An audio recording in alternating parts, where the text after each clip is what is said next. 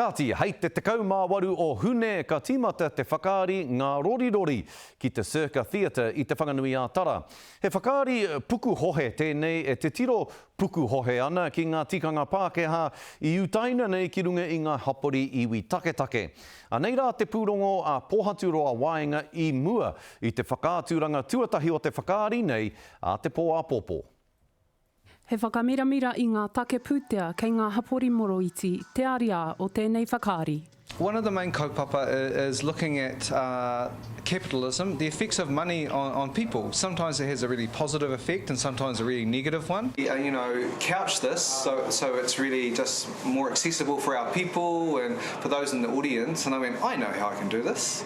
I can turn it into a farce, you know, and to something that's actually quite silly and quite fun, but it's got the basis of you know, a serious kōrero around it. E hara i te mea ko te whakatō whakaaro anake, te whāinga a tēnei kaitito whakaari a hone kauka. You can experience a great night out, lots of great dancing. We have, there's a huge amount of dancing in the piece as well, and we've got two amazing young Māori composers, hip-hop composers.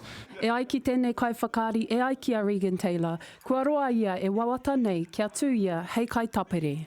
I first wanted to be an actor after winning a couple of speech competitions through high school.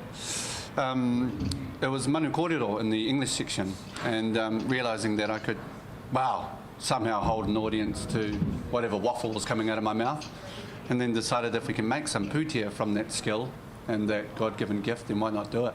Just real excitement and a real opportunity to stretch our craft and also to work with some really fantastic people. Ko te tūmanako nui a kauka, ma tēnei whakaari e whakatō ai I te kākano o moehewa ki ngā whakareanga e haere mai nei. And for young rangatahi to go, oh wow, I could do that. And that's talking to me and you know, with kaupapa and kōrero that I really respond to. So it's something for the whole whānau. Ka noho te whakaari nei ki Pōneke Motahi Wiki, hei a pōpō tūwhera I ngā kuaha ki te tūmatanui. Pohaturoa Waenga, te karere.